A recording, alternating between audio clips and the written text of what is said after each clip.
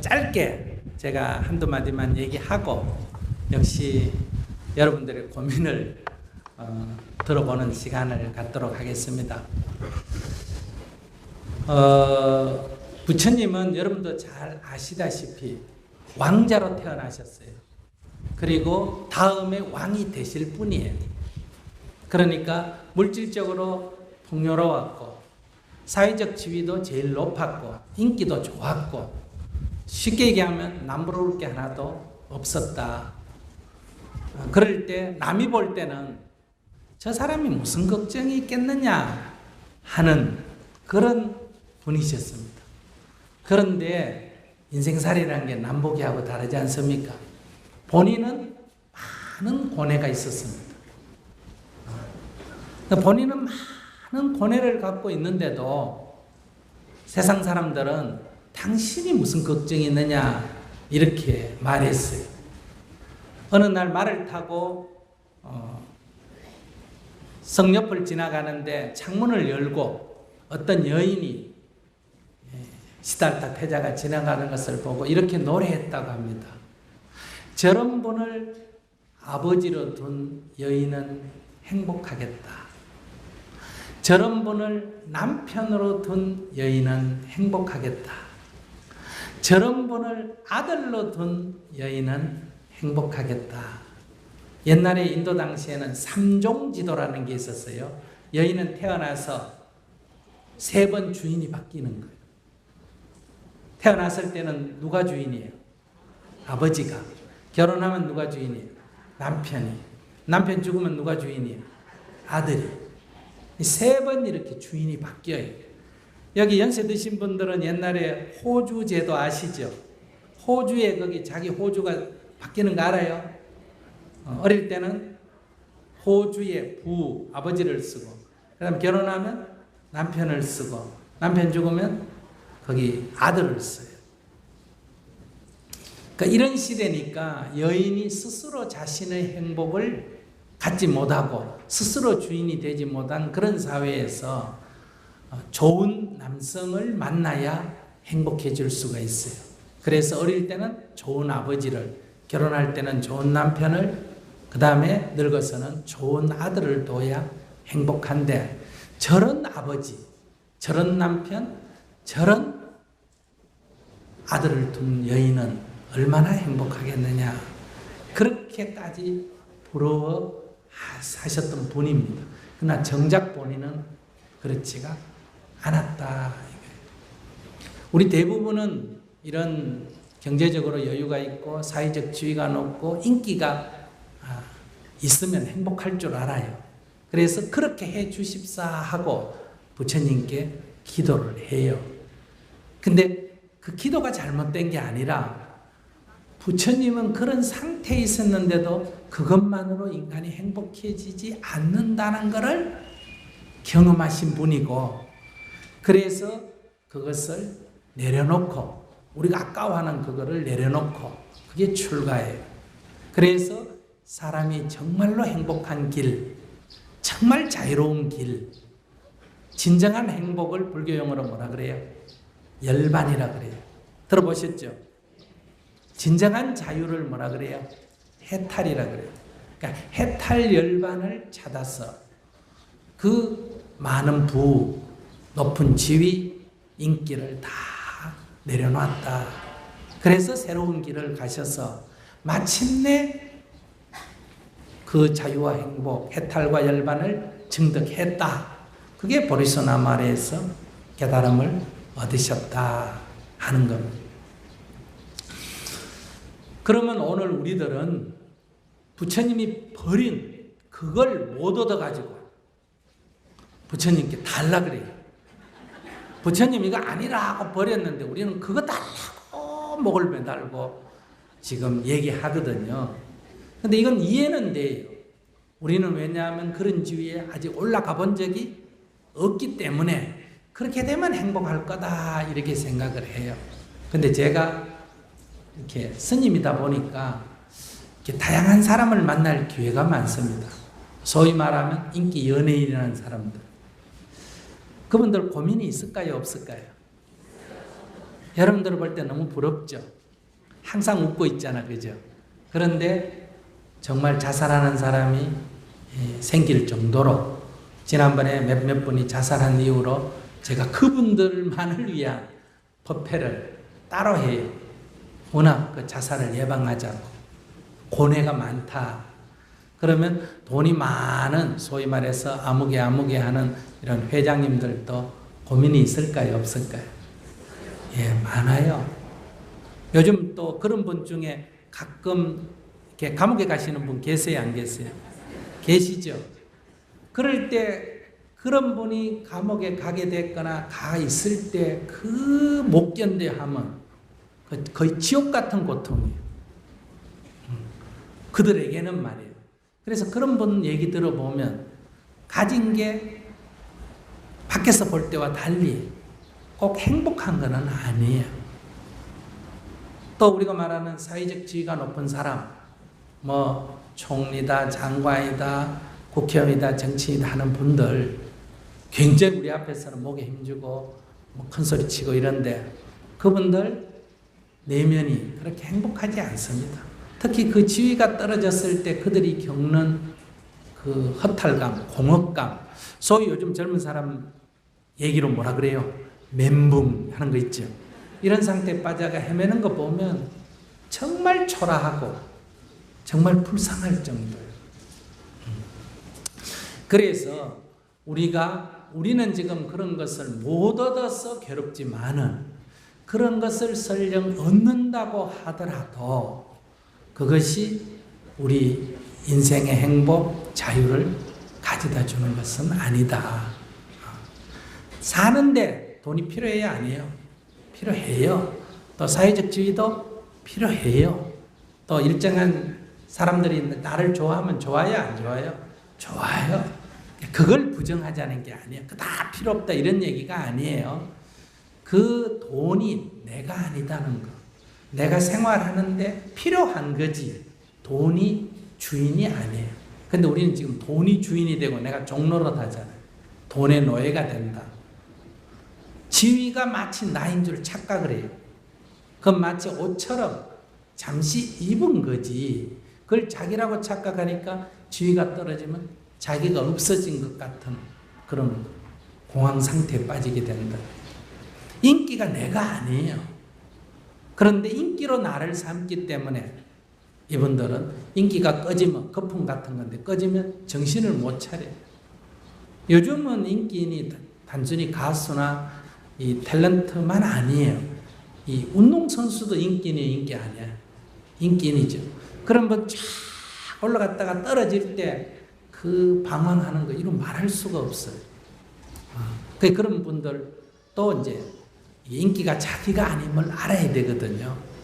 그러면 소위 겸손해지고 또 돈이 있어도 검소하게 살고 지위가 높아도 평범하게 살면 남이 겸손하다 그러거든요. 그랬을 때 오는 그 편안함 그리고 그 만족감은 이루 말할 수가 없어요. 근데 바로 부처님의 법의 위대함은 부처님은 못 먹고 못 입고 덜덜 떨어서 어떻게 수행해가지고 잘 먹고 잘 살았다 이런 가르침이 아니잖아요. 먹고 입고 자고 사는데 아무 문제가 없는데도 생기는 인간의 고뇌에 대해서 깊이 연구하셔서 그래서 그분께서는 있는 지위도 버리고 있는 옷도 벗고 맛있는 음식이 준비됐는데도 버리고 어떻게 했어요? 버려진 옷을 입고 나무 밑에서 잠자고 맨발로 다니시고 밥은 남의 집에서 얻어먹고 그렇게 살으셨잖아요. 그래도 뭐 했다? 그분은 행복하셨어요.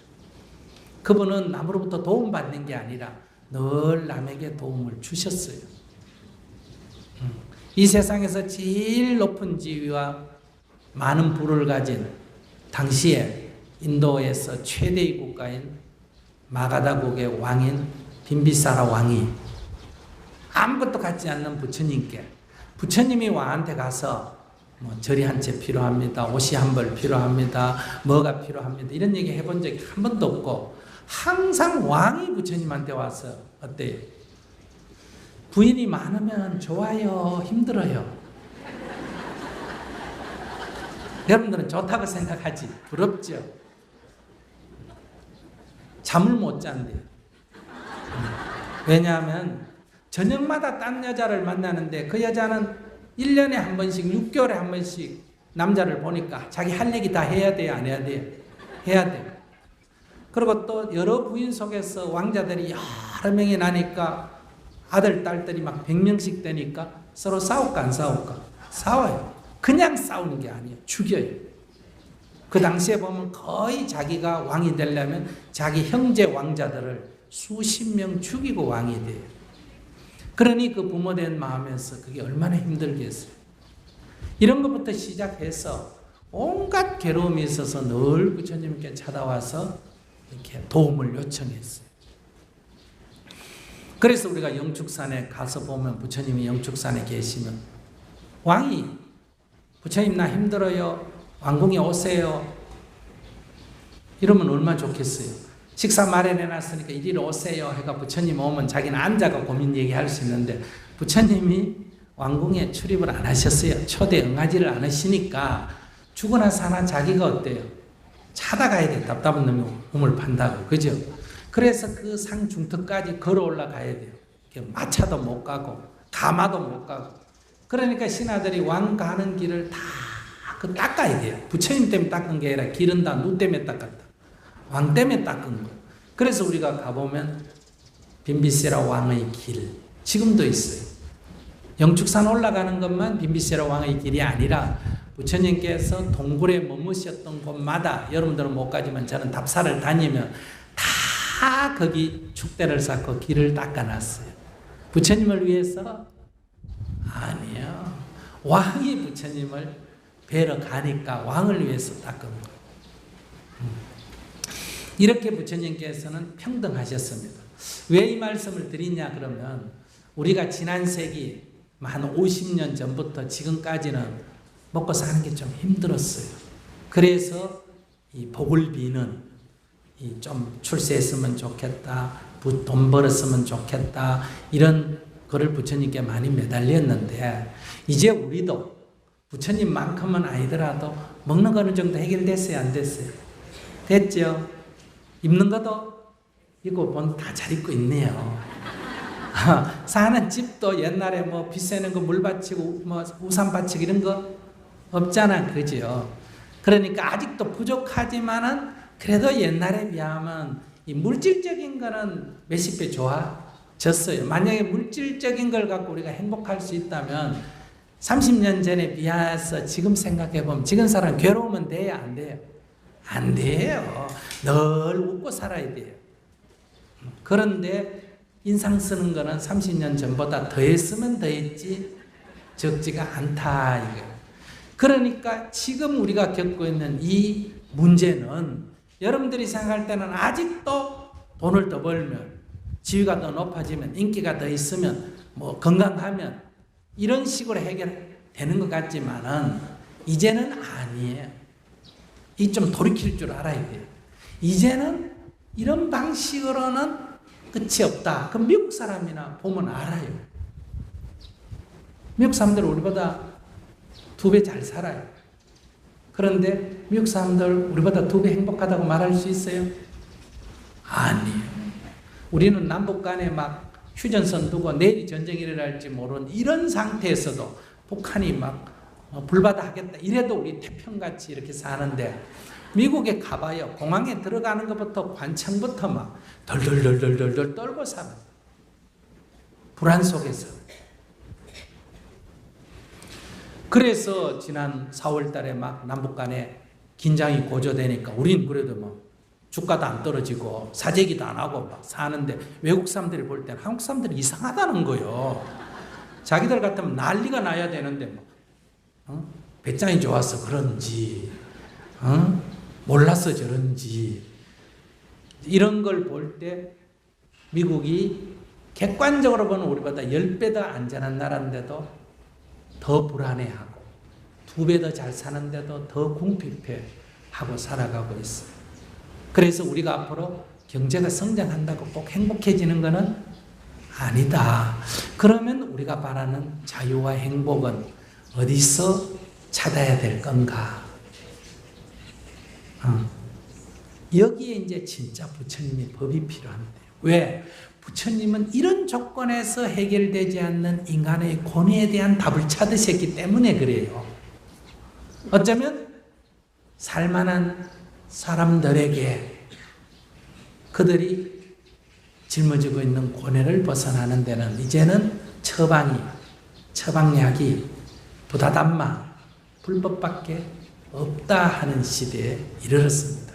그래서 유럽이나 미국에 부처님 법이 급속도로 지금 퍼져나가는 이유가 거기에 있고, 우리 사회에서도 이제는 여러분들이 문화적으로 그냥 의지하는 그것이 단계를 넘어서서 이제는 불교니 기독교니 종교 믿니 안 믿니를 넘어서서 정말 인간의 고뇌를 해결하는 데 있어서 부처님의 법이 보편적으로 접근되어지는, 요구되는 이런 시대에 살고 있다.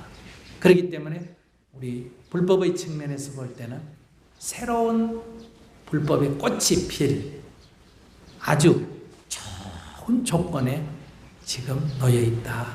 그런데 문제는 여러분들이 불법에 귀의해서 법을 통해서 가피를 입어야 되는데 아직도 이런 물질적인 것에만 복을 구하고 있기 때문에 불법의 위대함, 불법의 소중함을 아직 모르고 있어요. 그래서 자신감이 지금 결여되는 거예요.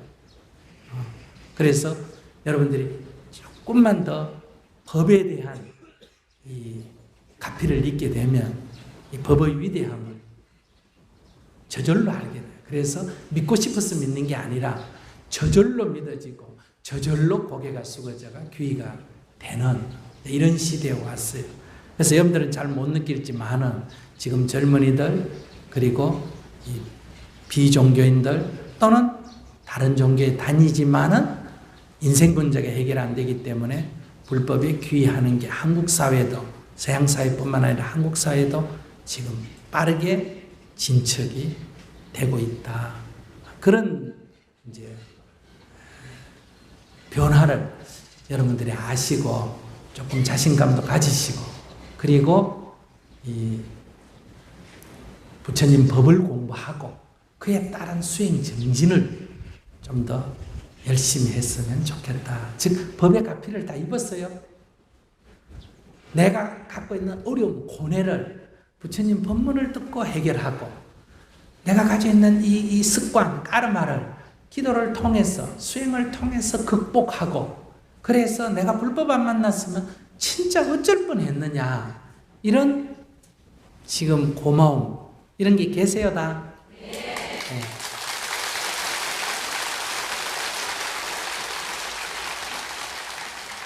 우리가 그런 걸 가지고 있다면 숫자가 중요한 거 아니에요. 우리가 이 좋은 법을 나만 가질 게 아니라 다른 사람도 저 고뇌하는 다른 사람들도 나처럼 저 고뇌를 보니까 나도 옛날에 저랬어. 저분들도 나처럼 이 법을 만나서 저 고통에서 벗어나면 얼마나 좋을까 이런 생각이 들어서 이 전법이 저절로 되는 거예요. 불교 믿어라 이런 전법이 아니라 그 힘들어하는 걸 들으면서 저도 옛날에 그랬습니다 하고 첫 번째 뭘 해야 된다? 동조를 해야 돼. 근데 보통 이렇게 공부 좀 한 사람은 너 수행을 하니까 괴롭지 공부 좀 해 이러면 기분 나빠해요. 그래 니 잘났다 이렇게 나온단 말이에요. 그러니까 항상 힘들어하는 사람은 같이 그래 나도 그랬어. 나도 남편 때문에 힘들었어. 나도 자식 때문에 힘들었어. 나도 부도나고 참 힘들었어. 나도 건강이 안 좋아서 참 힘들었어. 이렇게 공감을 먼저 해줘야 돼. 그리고 두 번째, 그런데 나는 이렇게 법문을 듣고 이렇게 수행을 하면서 그래도 조금 좋아졌어. 너무 많이 좋아졌다면 안 돼. 그러면 이게 사기치나 이런 생각이 들기 때문에 옛날보다는 좀 좋아졌어.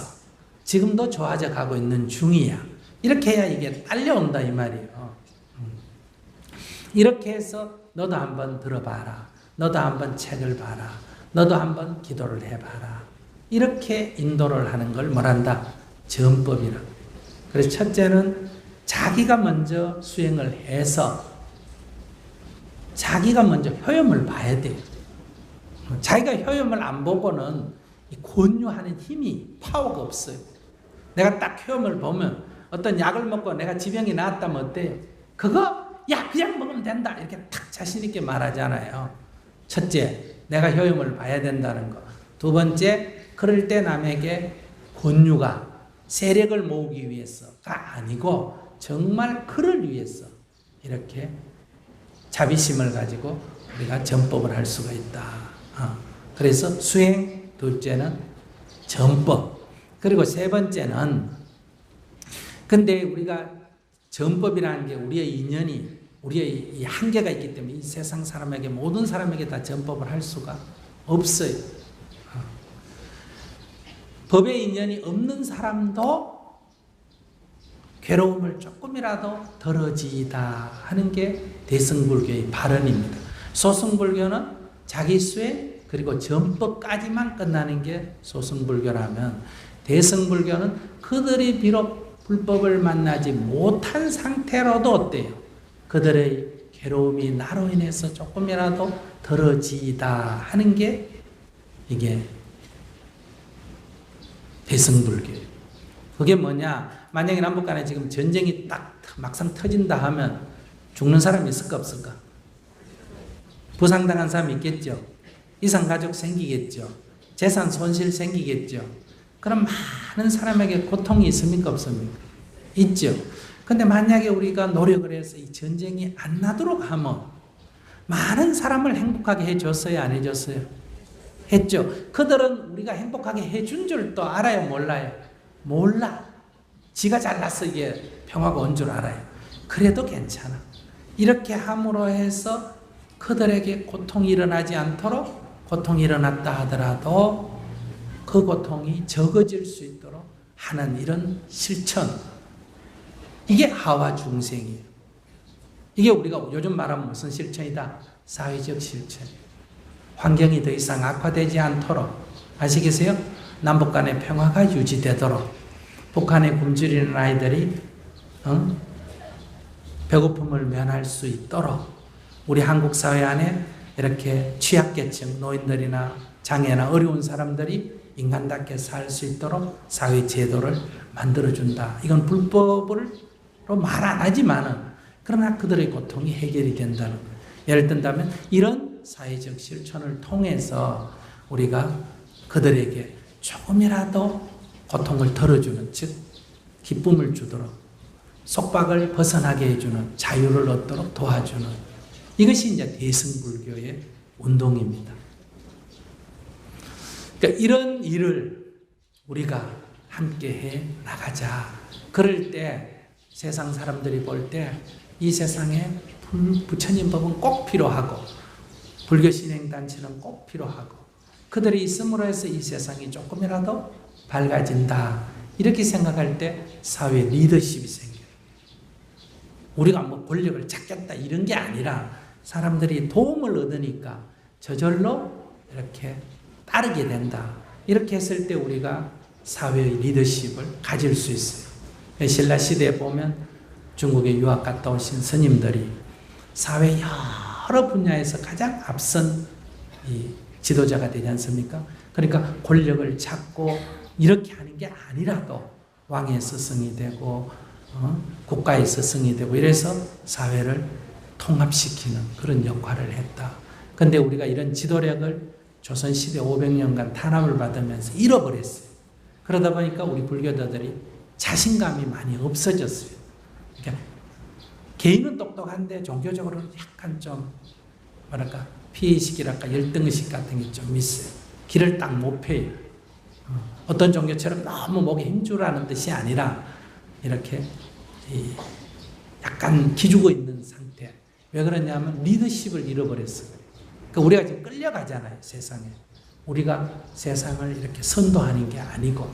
그럼 그렇게 하려면 첫째, 자기 인생의 주인이 되는 수행을 해야 되고 이웃에 이 좋은 법을 전해서 다른 사람들도 이런 기쁨을 얻도록 도와줘야 되고, 세 번째는 우리 사회가 안고 있는 많은 사회적인 갈등 이슈들을 우리가 해결하고 도와주는 역할을 하게 되면 불법이 다시 한번 이 땅에 꼽힐 수가 있다.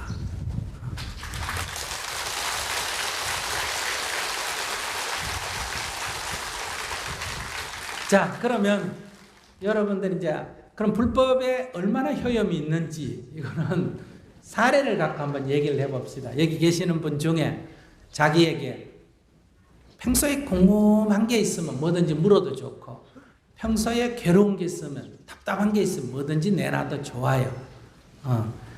그러니까 아무 주제, 그게 뭐 사회적이든 개인적이든 종교적이든 주제에도 관계가 없고 방식에도 관계가 없이 그냥 하고 싶은 대로 얘기를 하시면 돼요. 다만 시간 제한이 있으니까 너무 길게 하지는 않는다.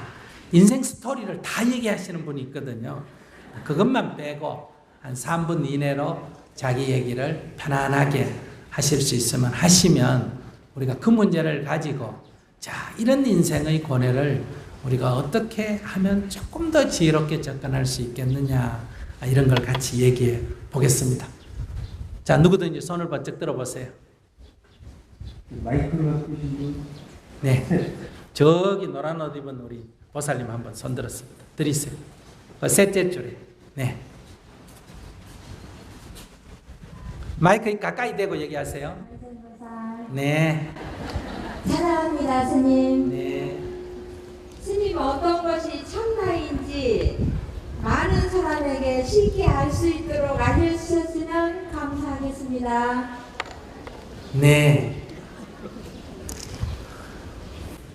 나라고 할 것이 없는 줄을 알 때 그것이 참나로 가는 길이에요.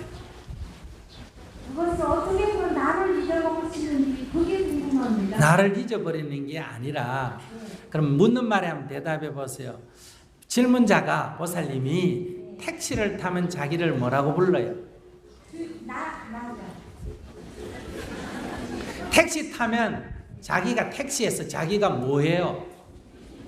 스님이죠. 아니, 질문자 자신이 택시를 탔을 때 자기를 뭐라고 불러요? 묘성 이름을 대나?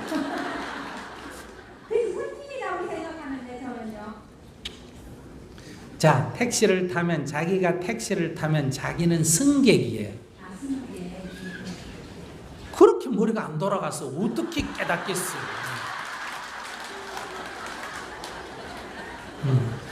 그러면 자기가 가게에 가면 자기를 뭐라고 불러요? 아이고, 이제 되네. 손님. 자기 아들이나 딸을 만나면 자기 뭐라고 불러요? 엄마, 부모죠. 엄마. 네, 부모. 그럼 자기 남편을 만나면 자기 뭐라고 불러요?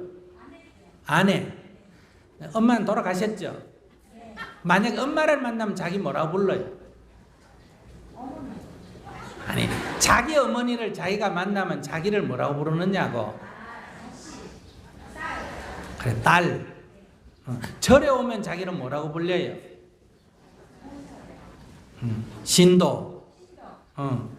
그러면 그 중에 어느 게 자기예요? 어느 게 진짜 자기요? 그 지금 중에 손님, 승객, 딸, 엄마, 이런 것 중에 아내, 이런 것 중에 어느 게 진짜 자기요? 참나를 모르잖아요, 지금.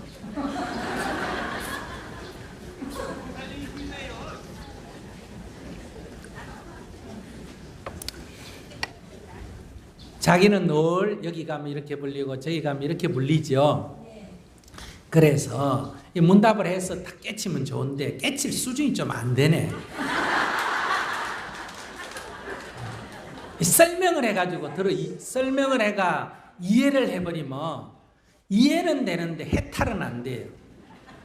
설명을 해가 듣는 거는 이 문답을 통해서 자기 스스로가 탁 깨쳐야 마음이 탁 가벼워지고 기뻐지고, 이렇게 스님이 설명을 해가 아, 그렇구나 하면 그거는 이해는 되지만 이 마음에서 어떤 일어나는 열반과 해탈의 기쁨은 얻지 못해요. 자기는 이제 설명을 필요로 한다고 하니까, 그러니까 나는 승객도 아니고, 승객이라 불리지 승객이요 승객이 아니에요.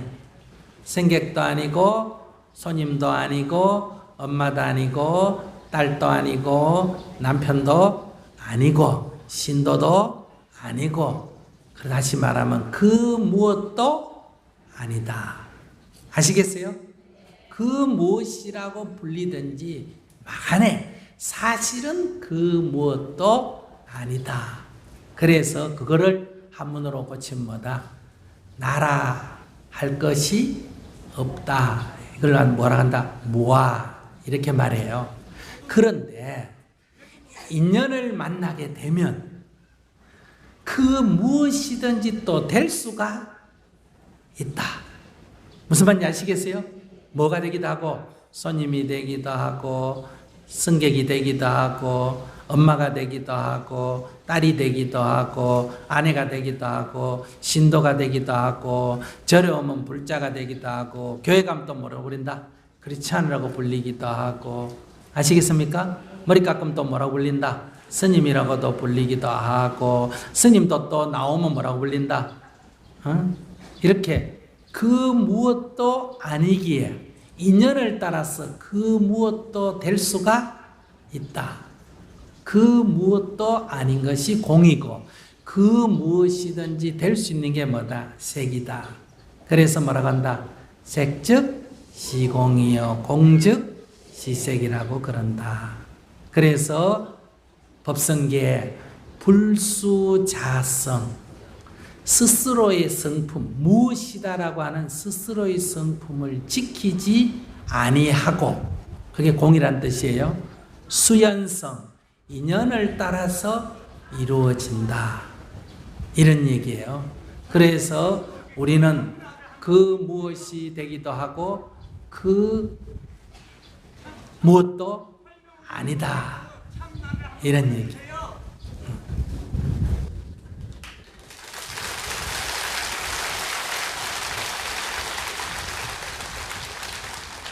그러면 우리 남편 나쁜 놈이다 하는 거는 잘못된 생각이에요? 올바른 생각이에요?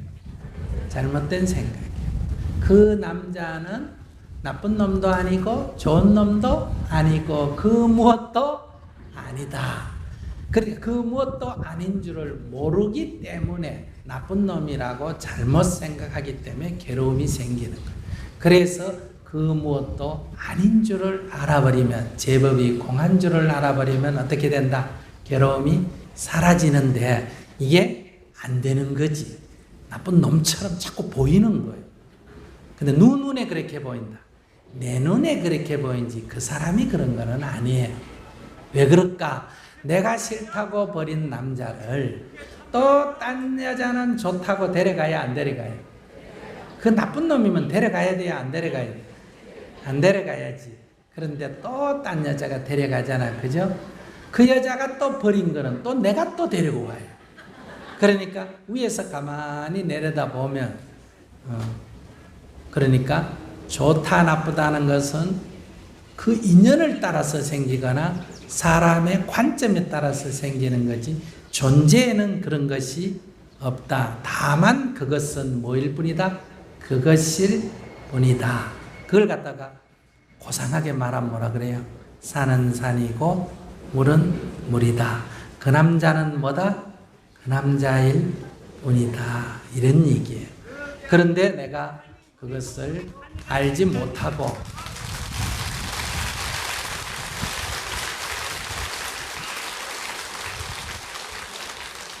우리가 그것을 알지 못하고 상을 짓고 그 상에 집착하기 때문에 우리가 고통이 생겨요.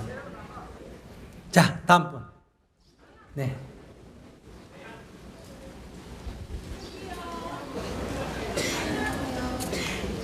저는 돌아가신 아빠 생각이 너무 많이 나서 네. 여쭙고자 하는데 제가 일찍 시집을 왔어요. 아빠가 네. 너무 보수적이어서 친구들이랑 노는 것도 별로 안 좋아하시고 해서 그냥 말씀에 따라서 일찍 시집을 왔는데 일찍 시집을 와서 나오고 보니까 아빠가 너무 그리운 거예요. 그리고 돌아가시고부터는 그 그게 더 그리운 거예요. 그래서 제가 극락왕생을 원함에도 불구하고 제가 이렇게 생각하는 게 아빠한테 누가 되지 않을까, 편에 가시는데 불편함이 생기시진 않을까, 어떻게 하면 좋을까 해서 말씀드립니다. 자기는 어릴 때 아빠가 자기를 잘 돌봐주려고, 그러니까 혹시 어제도 왜 어떤 처녀가 새벽 4시까지 술 먹고 택시 타고 가다가 어디 가서 살해된 거 기사 난 거 보셨어요? 그런 것처럼 부모는 자식을 안전하게 보호하기 위해서 어때요? 그렇게 했겠지. 그러나 자기는 자유롭게 다니고 싶은 자기 생각만 했지 부모의 그런 그 자식을 사랑할 마음을 미처 이해 못했잖아, 그죠? 그래서 오히려 아빠를 미워했잖아. 그럼 그때 그게 불효요, 그게 효요?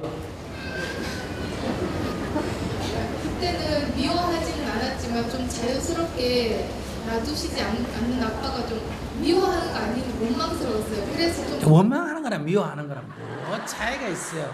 단어 차이만 있지. 좀 덜 미워했다 이 얘기겠지. 증오까지는 안 했다. 좀 싫어했다 이 얘기죠.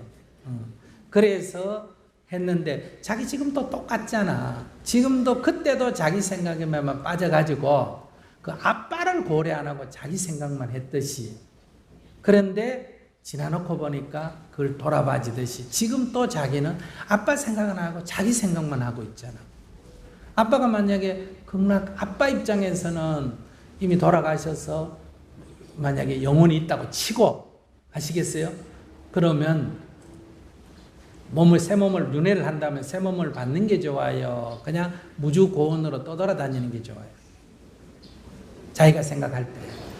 저는 다시 태어나는 거는 원하진 않지만 떠돌아다니는 것도 싫어요. 아니 그러니까 이게 전제 조건이 붙어 있잖아.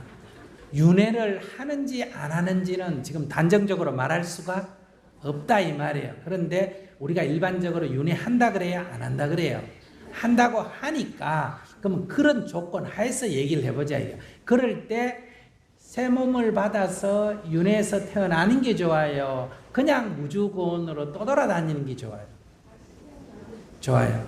또 사람들이 말하잖아요. 죽으면 영혼이 있어서 저 좋은데 극락세계에 간다. 가는지 안 가는지는 정확하게는 우리가 모르잖아. 얘기가 그럴 뿐이지. 그런데 간다고 치고 그러면 가는 게 좋아요? 안 가고 무주고원으로 떠돌아다니는 게 좋아요? 네? 가는 게 좋아요. 그러면 기독교라고 치고 기독교에는 죽으면 천당 간다 그래요? 안 간다 그래요? 그러면 천당 가는 게 좋아요? 안 가고 떠돌아다니는 게 좋아요? 그러니까 이게 힌두교식으로 윤회를 하든 불교식으로 극락을 가든 기독교식으로 천당을 가든 그게 누가 옳고 그르고를 따지지 말고 그렇다고 치고 무슨 말인지 아시겠어요? 그렇다고 치고 자기가 생각할 때 가는 게 좋냐 안 가고 내 주위에서 무주고원으로 떠도는 게 좋아요? 가는 게 좋아요. 그러면 가는 게 좋다면 아빠가 가는 게 좋다면 가도록 해줘야 되나 못 가게 자꾸 괴롭혀야 되나? 가시는 게 좋아요. 그러면 우리가 사람이 헤어질 때 이렇게 잘 가 좋은 데 갈 때 그래 잘 가 구경 잘하고 와 이렇게 보내주는 게 좋아요? 아이고 난 네가 하면 내 혼자 어떻게 보고 싶어서 너 보고 싶어서 어떻게 사니 안 가면 안 돼 안 가면 안 되나 하고 찾고 있는 게 좋아요? 그럼 자기가 답 나왔겠네. 그러니까 자기가 정말 아빠를 위하면 어떻게 해야 된다? 놔드려야 되겠죠. 정말 아빠를 위하면 놔드려야 돼요. 딸이 시집을 가거나 아들이 장가를 갈 때 정말 딸을 위하면 엄마가 보내줘야 돼요? 울고불고 안 보내줘야 돼요? 근데 대부분 울고불고 안 보내려는 거는 딸을 위해서요? 자기를 위해서요? 자기를 위해서. 그러니까 지금 자기를 위해서 아빠가 좀 괴롭더라도 옆에 좀 떠돌고 있어. 지금 이 생각 아니에요. 그래 계속 그렇게 살았어 불효하고 죽었어 불효하고 그렇게 하세요. 그러니까 어떻게 해야 된다? 아빠 안녕히 가세요 하고 이렇게 탁 보내드려야 되겠지. 아빠 안녕히 가세요 한번 해보세요.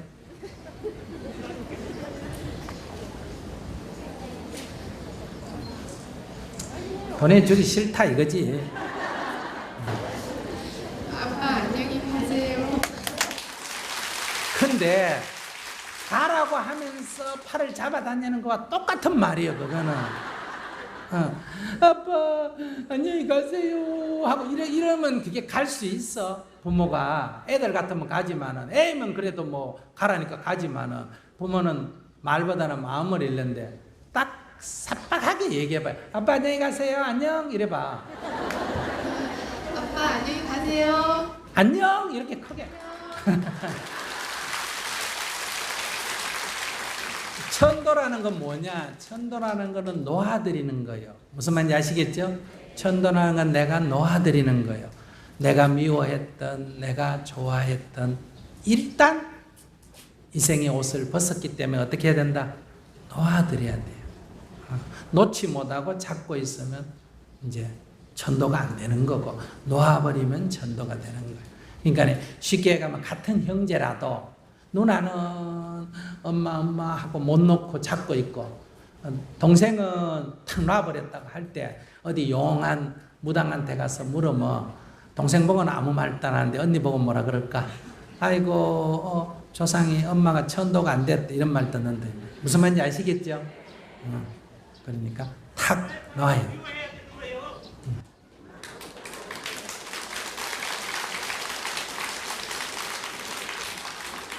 자, 다음 분.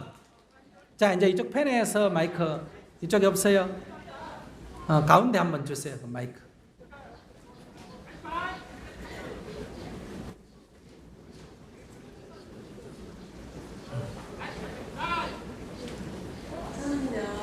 마이크 입 가까이 대고 얘기하세요. 네, 저는요, 25살짜리 아이가 자폐성 증후군 걸 앓는데요. 정신연령은 이제 3, 4세 정도 돼요. 여태까지 키워오면서 힘든 일도 많고 했는데, 지금까지는 제가 건강하고 했으니까 괜찮았는데, 앞으로가 문제예요. 사후가 문제인데, 그때 제가 떠나고 난 뒤에는 어떻게 해야 할지, 그게 제일 좀 문제입니다. 그렇죠. 어떻게 하면은 마음 놓고, 푸근하게 갈 수 있을까? 그 해답을 좀 알려주세요. 마음 놓고 푸근하게 갈 수 있도록 될 거예요, 앞으로. 될까요? 저절로 돼요. 아직까지는 아직까지 안 되지. 맞아. 전부 다 찾아다녀봐도 마음 놓고 갈 수가 없어요. 근데 앞으로 될 거예요. 왜 그러냐? 우리 한국 사회가 지금까지는 이렇게 가난하게 살다가 우리도 한번 잘 살아보세, 잘 살아보자 해가 막 열심히 내가 성장을 해왔단 말이에요. 그럴 때 이 성장을 할 때는 효율만 따진다는 거예요. 효율. 어떤 게 더 효과가 있느냐, 어떤 게 더 돈벌이가 잘 되나 이것만 따져가 해왔단 말이에요. 이해하시겠어요? 그럴 때 어린아이 같은 건 방치해버리고 노인들도 방치해버리고 장애자도 방치해버리고 아시겠어요? 그러니까 똑똑고 일 잘하고 효과 내는 것만 중심이 돼가 쭉 해왔다 이 말이에요. 그래서 지금 여기까지 오기는 왔는데 이제 우리가 먹고 살만해졌다 이 말이에요. 먹고 살만해진 사회에서는 이제 우리가 여기까지 빠르게 온다고 미처 돌보지 못하고 관심을 끊었던 이런 사회적 약자층에 대해서 이제 이거를 우리와 똑같은 인간으로 보살펴야 된다. 즉 그들도 이 세상에 태어난 어떤 사람도 다시 말하면 옛날 같으면 여성은 차별하고 남자만 했다면 성차별 없이 남자든 여자든 다 교육을 받고 똑같은 권리가 있다 하듯이 종교가 달라도 똑같은 권리가 있다 하듯이 또 신체 장애가 있다 하더라도 그것이 차별 안 받고 똑같이 그도 행복할 권리가 있다. 이렇게 모든 사람은 다 이렇게 평등하고 또 행복할 권리가 있다. 그걸 제도적으로 만드는 것이 이제 큰 사회적 과제가 됐어요. 그러니까 우리가 그러니까 아직은 멀었는데 이제 거기에 이제 첫 발을 디딘 거예요. 그러니까 우리 박근혜 대통령의 이 선거 구호가 복지 사회 아닙니까? 그죠? 국민 행복 시대 이런 말 들어봤어요? 못 들어봤어요? 들어봤지? 들어봤는데요. 들어봤는데 아직은 그래. 모르겠어요. 근데 아직은 자기 건강하잖아. 안 건강해요. 안 건강해요. 근데 60이 내일 모레예요. 아 괜찮아. 그래도 70까지는 할 수 있어. 안 돼요. 안 돼. 그래서 이게 지금 단계로 가는데 여기에 대해서는 아직 우리 국민들의 의식이 그래 그렇게 가야 됩니다 이런 사람도 있고 그런 거는 개인 문제 아니냐 이런 사람이 있어. 아니 그러니까 자기는 개인 문제 아니라고 하는데 안 그런 사람들은 개인 문제라고 생각해. 그래서 지금 아이들 키우는 거 지금까지 개인 문제였어요? 아니었어요? 개인 문제였지. 키우고 공부시키는 거 다 개인 문제였는데 이제 조금 살만하니까 사람들이 애기를 안 놓으니까 애가 자꾸 인구가 줄어드니까 이게 개인 문제예요? 개인 문제 아니에요? 개인 문제 아니에요. 개인 문제가 아니니까 이게 사회 문제다 이 말이에요. 사회 문제라는 건 우리 모두가 책임을 져야 된다 이 얘기예요. 그러니까 전에는 애 낳아가 키우는 거는 개인 문제였는데 이제 사회 문제가 되니까 애기 낳는 사람한테 경제적 지원을 한다. 애기 키우는데 경제적 지원을 한다. 이건 뭐예요? 개인 문제라는 거예요? 사회 문제라는 거예요? 사회 문제라는 거예요. 그래 이런 문제는 이제는 이 문제 그럼 돈이 부족하다 해서 이게 지금 좀 덜 되는데 돈이 부족하면 이제 어떻게 이걸 해결해야 되나 하면 독신세를 걷어야 됩니다. 아시겠어요? 그러니까 애를 나아가 키워야 될 사람이 애를 안 놓고 안 키우고 살면 뭐를 많이 내게 해야 된다? 세금을 많이. 그러니까 앞으로 스님들은 세금 많이 내야 되는 거예요. 그러니까 여러분들 세금 안 낼 때 허할 때 빨리 스님 하세요. 나중에 스님 되려면 세금이 비싸가 못 할 수도 있어요. 그러니까 이렇게 세금을 이렇게 나이가 30이 돼도 결혼도 안 하고 혼자 산다 하면 월급을 만약에 100만 원 받는다 하면 50만 원을 세금을 걷어버려야 돼요. 그러고 아기를 하나 낳아가 키우는 사람에게는 아기 낳아가 키우는 경비를 어때요? 지원을 해야 돼요. 그래서 아기 낳으면 3년은 엄마가 아기만 키울 수 있게 회사에서 월급도 척척 나오도록 유급 휴가를 줘서 아기를 정성들여 키울 수 있도록 이렇게 이제 제도를 만들어줘야 아기도 많이 낳고 키우지만 낳는 것만 중요한 게 잘 키워야 돼, 못 키워야 돼? 잘 키워야 돼. 엄마가 아기 키우면서 막 힘들어하고 괴로우면 아이가 정신적으로 다 병들어요. 그래서 엄마가 항상 이렇게 밝은 마음으로 기쁘게 아이를 키워줘야 아이가 아주 이렇게 심리가 안정이 된다 이 말이에요. 지금 우울증의 아이들이 많은 건 엄마들이 힘들어서 그래요. 이런 식으로 이거는 사회적 책임으로 돌아가고 있는 거예요. 지금 초등학교에 무상으로 의무교육하고 중학교까지 의무교육을 한다는 교육도 사회가 책임진다는 거예요? 안 진다는 거예요?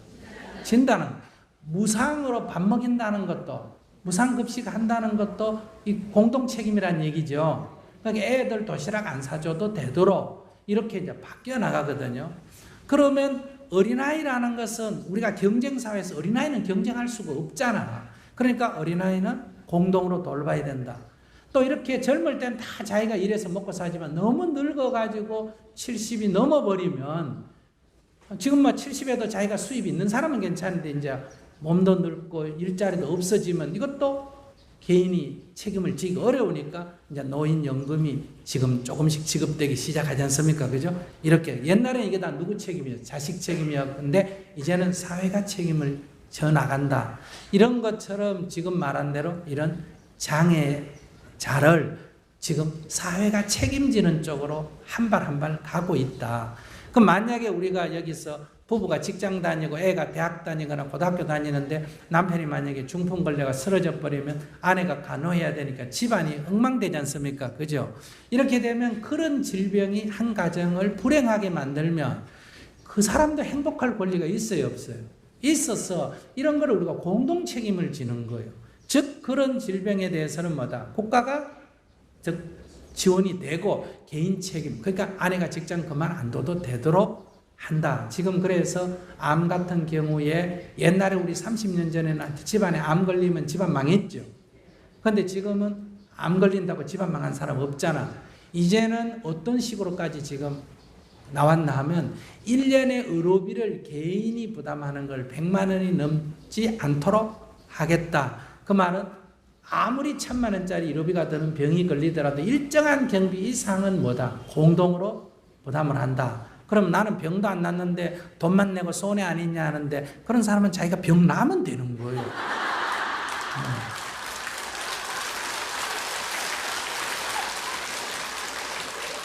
그러니까 내가 돈을 좀 냈다 하더라도 병이 나는 게 좋아요? 안 나는 게 좋아요? 자, 그럼 이런 어린아이, 장애 어린아이가 태어났다 하면 그 아이에 대한 모든 앞으로 그 삶을 사는 데까지 행복하게 하는 경비를 우리가 국가가 부담하는데 지금 이 거제도 가면 애강원이라고 있는데 아이 200명, 거기 장애자 200명을 보호하는데 직원이 120명이 있어요. 예산이 1년에 한 130억 들어요. 그러면 한 아이가 쓰는 경비를 계산해 보면 보통 건강한 사람이 쓰는 것보다 3배 이상 들어요. 그럼 옛날에 뭐 살 때 경제 효율을 따질 때 이거 낭비요, 낭비 아니에요? 낭비니까 이게 팽개 쳤는데 지금은 3배 아니라 10배를 들어도 우리 사회가 그 아이를 뭐 해야 된다? 행복하게 살 수 있도록 보살펴야 되는 시대로 변하고 있다. 근데 그게 이제 막 출발한 거예요. 막 출발했다 이 말이에요. 그러니까 자기는 그거 너무 걱정 안 해도 되고 10년 지금 이제 막 출발했으니까 앞으로 이번 정부하고 다음 정부 2번쯤 바뀌면 그 문제는 개인의 책임에서 사회적 책임으로 바뀌게 되니까 우선 아직 건강하니까 한 10년간 노력하고 알았죠? 걱정하지 말고 노력하세요.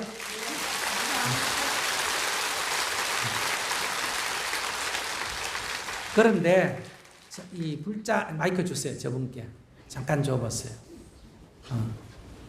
자기 애 이런 애를 낳아서 키우면서 자기 이런 생각하죠. 아이고 내가 전생에 무슨 죄를 져가 이런 아들을 낳았나 이런 생각 했어요? 안 했어요? 처음에는 했는데요. 지금은 걔가 걔로 인해서 제가 인간이 됐어요. 네. 그래 자기 그 관상을 보니 인간이 좀 안 됐더라.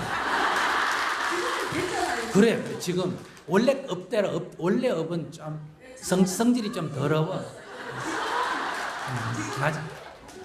그래.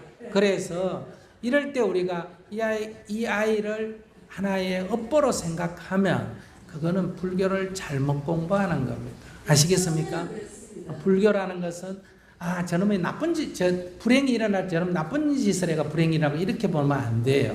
예를 들면 어떤 데 보면 미얀마에 지난번에 왜 태풍이 불어가 많은 사람들이 죽었잖아. 그럼 사람들이 이런 말 하잖아. 기독교인들은 저거 불교 믿어가지고 벌 받았다.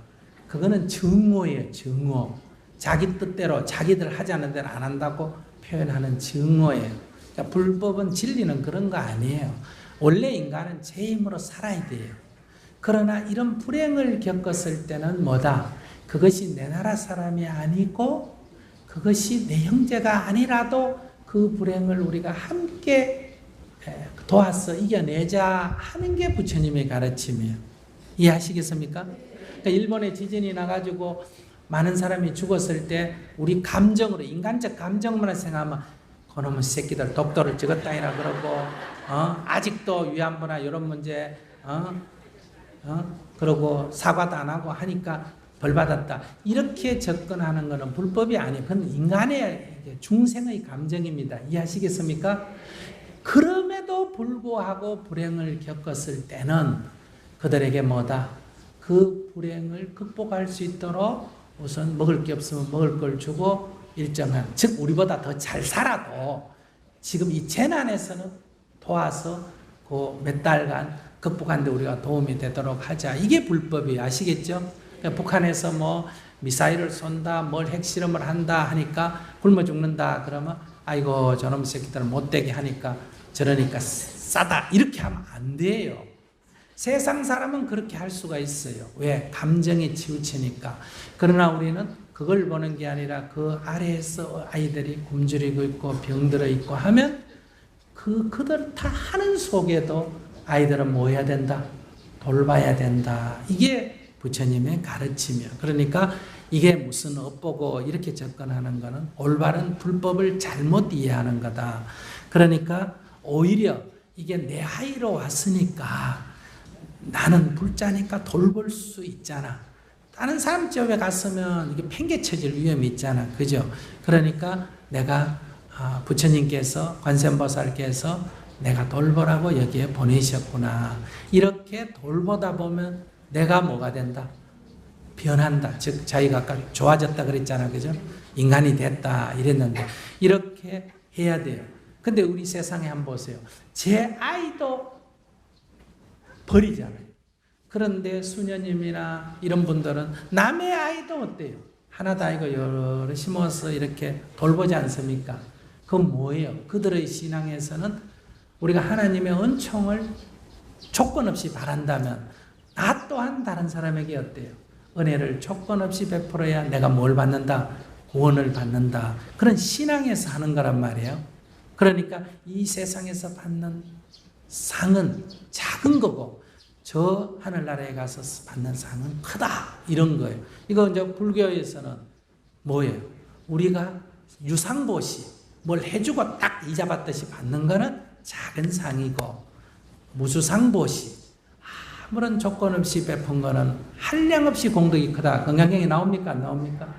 이루 말할 수가 없다. 이런 얘기란 말이에요.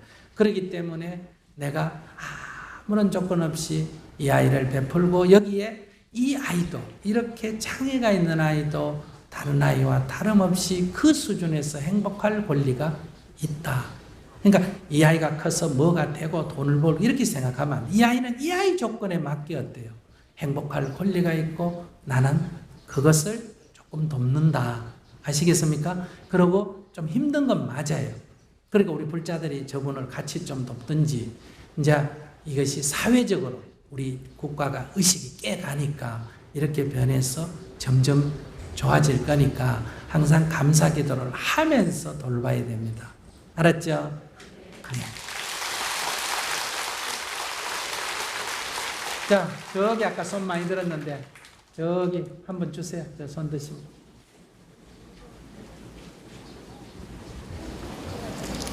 반갑습니다. 네. 작년 5월부터 제가 아들이 큰애 작년에는 올해 20살인데요. 작년에 재수할 때 5월달부터 굉장히 많이 괴로워하더라고요. 네. 밖에 나가지도 않고 집에서 그냥 좀 어떻게 보면은 물건을 던지기도 하고 막 그래서 저도 마음이 너무 괴로워서 이제 막 찾아보다가 법륜 스님 영상 많이 듣게 됐거든요. 네. 그리고 올해는 이제 지금 2달째 정토에 나가게 됐고요. 그래서 반갑고요. 근데 이 녀석이 다시 삼수를 하는데 다시 5월이 돼서 또 비슷한 증상을 보이는 거예요. 근데 이번에는 저를 굉장히 미워하더라고요. 그러니까 제가 이제 물어보고 싶은데 왜 그런가 물어보고 싶은데 굉장히 비난하는 그런 눈초리를 물어보고 근데 다행히 아빠한테는 그렇게까지는 안 하는데 말을 안 해요. 전혀 말을 안 하고 지금 집에서 처음에는 인터넷 강의를 듣다가 요새는 컴퓨터만 그냥 게임을 하든지 검색만 하고 전혀 이제 소통을 안 하려고 하거든요. 그래서 지금 아빠가 너무 괴로워서 지금 직장도 계속 조퇴하고 오고 혹시 엄마를 해코지 하지 않나 걱정이 아니에요. 지금 벌써 한 2주째 지금 그런 상황이거든요. 그래서 지금 여쭤봅니다. 어떻게 해야 될지. 우선 이게 정신적으로 어려운 상태니까 우선 병원에 데려가서 한번 검사하고 의사 선생님 처방 받고 그런 건 했습니까? 제가 말을 꺼냈거든요. 한번 병원 가보자. 신경을 아니 지금 말을 안 해요. 그래서. 그러면 그거는 병원에 가야 됩니다. 그러니까 병원에 가자 했을 때 병원을 거부하면 이미 그거는 치료를 받아야 할 수준입니다. 상태를 점검하는 게 그래요. 그러니까 어떤 사람이 술을 취해가 약간 비틀비틀해서 옆에 사람이 너 술 먹었구나 그러니까 아이고 그래 내가 오늘 소주를 한 병 먹었더니 조금 취한 것 같지. 이런 사람은 술이 취해도 자기가 취했다는 걸 알기 때문에 약간 사고 같은 거 날까 안 날까? 안 나요. 자기 컨트롤이 되는 사람인데 술을 먹고 약간 취해서 야 너 술 취했구나 하니까 무슨 소리 하는 거야? 내가 주량이 얼만데 내 술 한 병밖에 안 먹었는데 그런 소리 하고 있어. 이거는 취했나 안 취했나? 취했어. 이건 사고 날 위험이 있는 거예요. 그러니까 이거는 자기가 취한 줄도 모른다 이런 얘기예요. 그래서 어떤 일을 우리가 이 점검을 할 때 내가 요새 내가 약간 우울증이 있나, 내가 약간 요즘 너무 짜증이 많은데 이게 내가 문제인가, 병원에 가서 한번 이렇게 체크를 해봐야 되나 하는 때는 아직은 정상 상태예요. 그렇기 때문에 가서 그런 상태여서 가면 이거 막 괜찮습니다 이런 말을 듣든지, 아니면 조금 초기 증상이니까 안정제 좀 주고 조금 긴장 좀 푸세요 이 정도로 처방이 나오는데, 지금 그러면 벌써 조금 심각하다 이런 얘기예요. 그러니까 좀 잘 얘기해서, 아직 그렇다고 강제 동원할 정도의 증상이 나타난 것은 아니에요. 그러니까 꼭 그 폭발을 해가지고 엄마한테 막 해코지를 하는 것이 꼭 나쁘다고는 할 수가 없어요. 그러면 병원에 입원할 뭐가 됩니까? 계기가 되죠. 제 말 무슨 말인지 아시겠어요? 강제로 입원시킬 수 있는 조건이 된다 이 말이에요. 그러니까 엄마가 그걸 두려워하면 안 돼요. 그걸 유도할 필요도 없지만은 두려워할 필요도 없다. 아이를 사랑한다면 내가 뭐 상처가 좀 나더라도 아이를 치료하는 게 중요하지 않습니까? 그죠?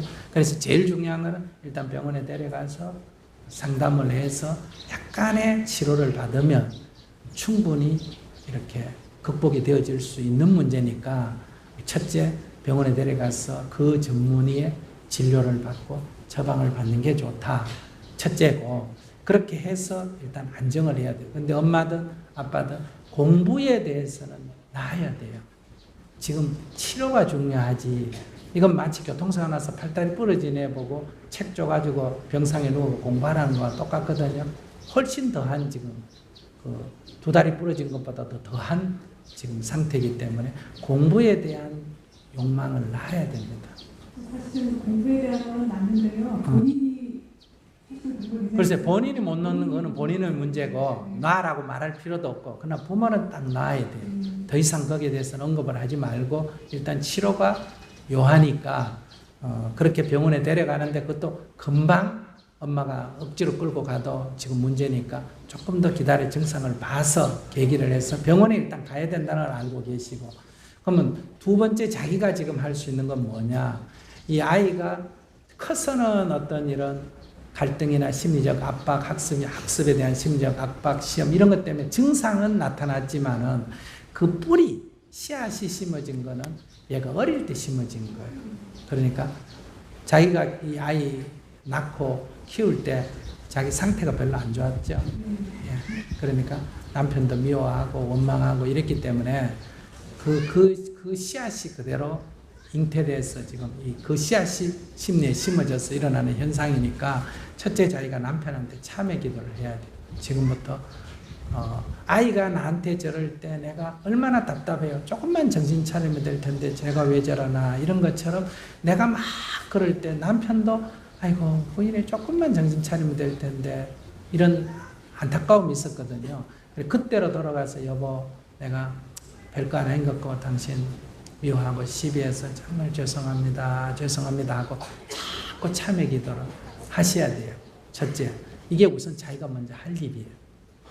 그러니까 그 미움이 심어져서 그게 일차적으로 자기한테 나타나고 조금 있으면 아빠한테 나타나고 이렇게 돼요. 그래서 자기가 그걸 참회가 우선 자기 상처를 치유를 해야 돼요.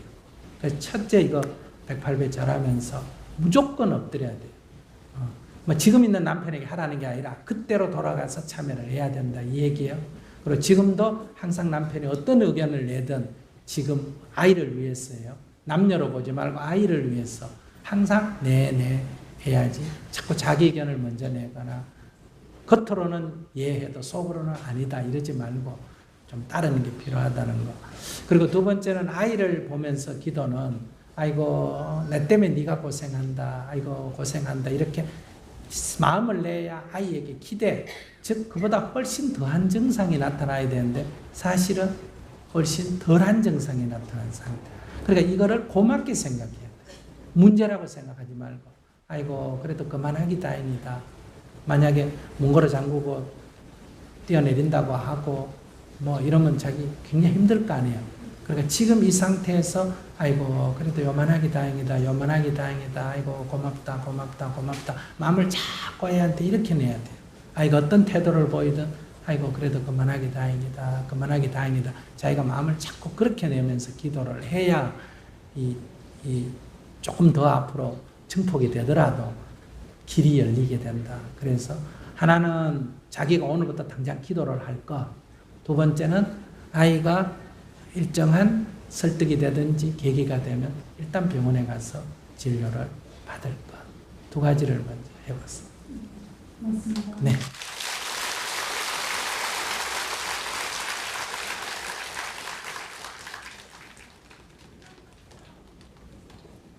저기 노보살님 한번 손을 끄덕 들고 무슨 할 말이 많으신지.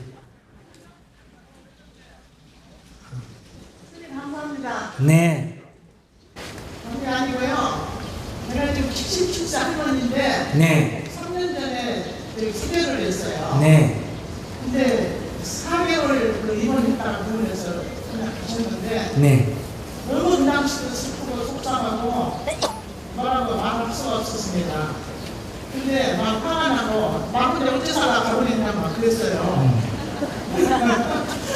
그런데 진짜 30대 혼자 직장에 한국으로 하더라고 저한테. 근데 스님한테 해주고 싶은 것은 제 나름대로 기도도 하고 그랬는데 정말 한번 보고 싶어요. 보고 싶은데 제가 이제 내일모레 막 80이니까 그 별거 아니니까 그런데 제가 가서 또 만날 수가 있는가 그게 제일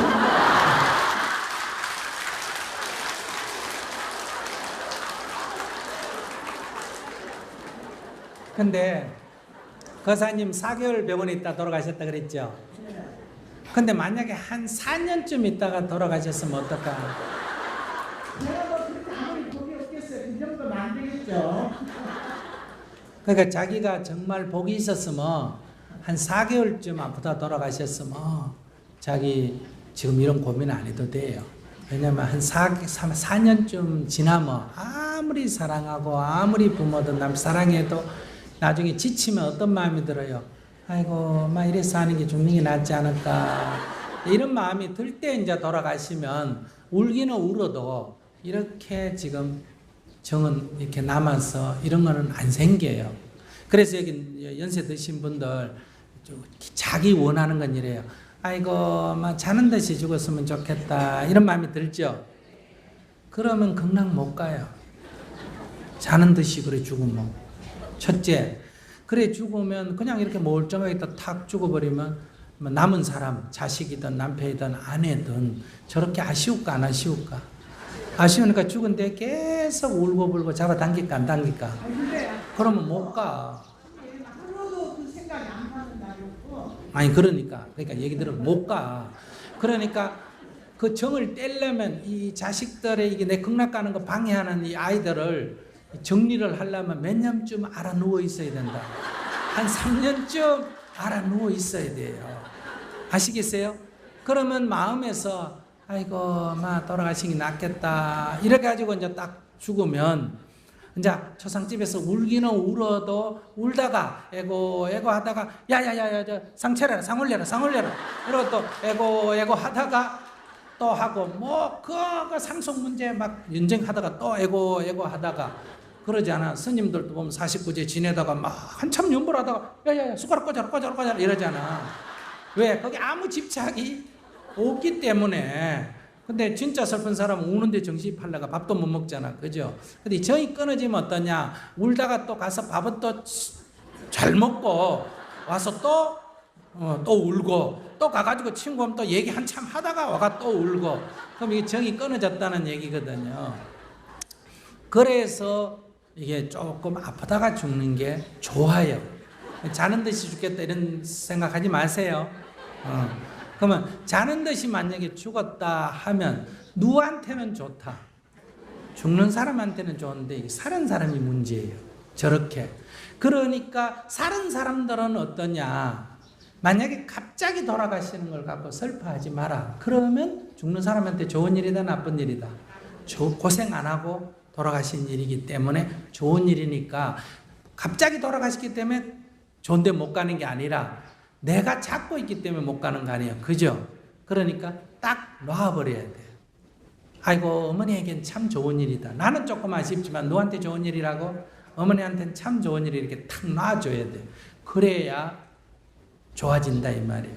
그러니까 이게 입장이 달라야 돼요. 죽는 사람은 탁 죽는 게 좋은데 그때는 자식이 살은 사람이 안 낳아줘가 문제가 생기니까 살은 사람들은 탁 낳아줘야 되고, 그 다음에 이렇게 병치레 하면서 죽는다고 꼭 병치레 한다고 나쁜 게 없다. 그러면 애들이 집착을 저절로 끊어줘요. 그런데 요즘 아이들은 효자라가 우리가 3년까지 그래 안 아파도 한 3개월만 누워있으면 끊어줘요. 요즘 애들 효자예요, 효자 아니에요? 효자예요. 그래서 우리 덜 고생하고 죽어도 돼요.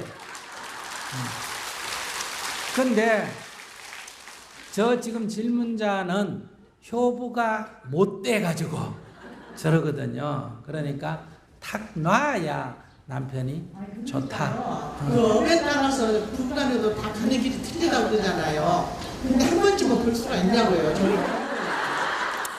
그러면 자기가 볼 수 있다고 부처님한테 해가 극락이가 있는데 잘 사는데, 안 그러면 윤회해가지고 지금 잘 지금 태어나가 있는데 그걸 여기까지 데려오려면 그거 죽여야 돼요, 안 죽여야 돼요?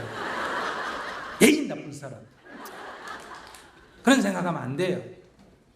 그럼 갑자기 급사시키는 얘기 아니에요, 그게. 그건 못된 생각을 하고 그래요. 그건 굉장히 나쁜 거예요. 자기는 자기 생각만 하지 도무지 상대에 대해서는 털 것만큼도 고려하는 마음이 없다. 만나고 싶으면 딴 영감 만나면 되잖아.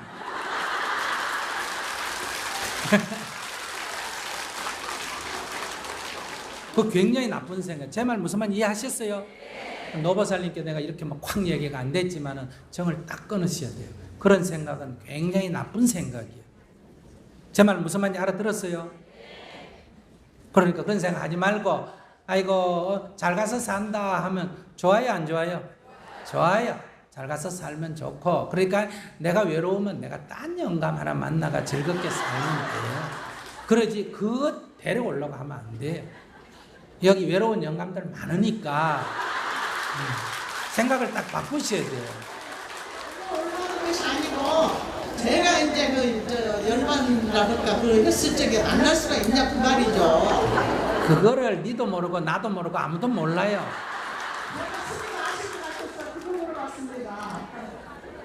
아이고 그렇게 기대해 주셔서 감사합니다. 자, 정을 딱 끊었어요. 그런 생각하지 말고. 제가 무슨 말인지 알아들었어요? 그러니까 우리가 믿음이라는 것이, 저는 아까도 말했지만 윤회를 한다, 극락 간다, 천당 간다, 딱 그렇다 말 안 하잖아, 그죠? 그렇다고 치고 이렇게 얘기해요. 왜? 그거는 믿음에 해당되기 때문에 단정적으로 말할 수가 없다.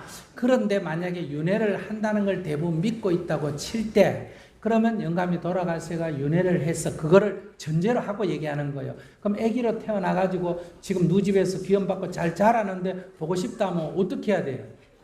급사시켜야 데려올 거 아니에요. 그러니까 그런 나쁜 생각하면, 그러니까 여러분들이 믿음에 논리가 안 맞다는 거예요. 코에 가면 코걸리, 귀에 가면 귀걸이, 그냥 지 좋은 대로만 하려고 그러지 도무지 살았어도 상대편 고려 안 하고 죽었어도 고려 안 하고 그저 지 생각만 하는 거예요. 그래서 이게 집착이라는 거예요. 그러니까 아무 보는 눈이 없고 이게 쥐가 쥐약 먹듯이 자기 생각대로만 하기 때문에 그게 얼마나 자기는 사랑한다고 하는데, 여러분들은 아이들 돕는다고 돕는데 아이들에게 너무너무 힘들어요. 부모는 자식 때문에 고생한다는데 젊은 애들 어제 그저께도 부산대학 가서 한 600-700명 모아놓고 얘기 듣는데 전부 부모 때문에 힘들어요.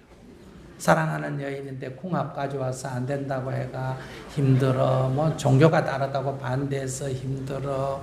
그러니까 여러분들은 아이를 위한다는데 아이들은 여러분 때문에 지금 고통을 받고 있는 거예요. 나는 남편을 위한다고 하는데 남편은 나 때문에 고통을 겪고 있는 거예요. 그러니까 이게 사랑이라고 말하지만 이건 사랑이 아니고 뭐다? 집착이에요. 그래서 집착을 놔라고 하는 거예요. 그것은 서로를 속박하는 겁니다. 그러니까 20살 때까지는 정성을 기울여 키우고 20살이 넘으면 독립을 시켜서 정을 딱 끊어줘야 그 아이도 한 사람으로서 자유롭게 살아갈 수가 있다. 그리고 함께 결혼해서 살 때는 이혼할 생각이나 저는 죽었으면 좋겠다 이런 생각하지 말고, 살 때는 정성을 기울여서 살되 돌아가시면 안녕히 가십시오 하고 딱 정을 끊고, 사람이 그리우면 딴 사람을 만나면 돼요.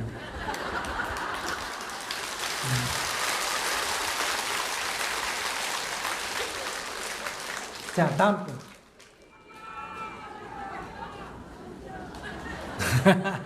거기까지 마이크 가기 어려운데 저기 한번 갖다 주세요.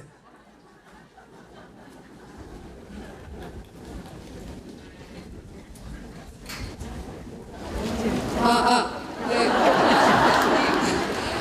제가 드리고 싶은 질문은, 6살, 10살 아이를 키우고 있는 엄마인데요.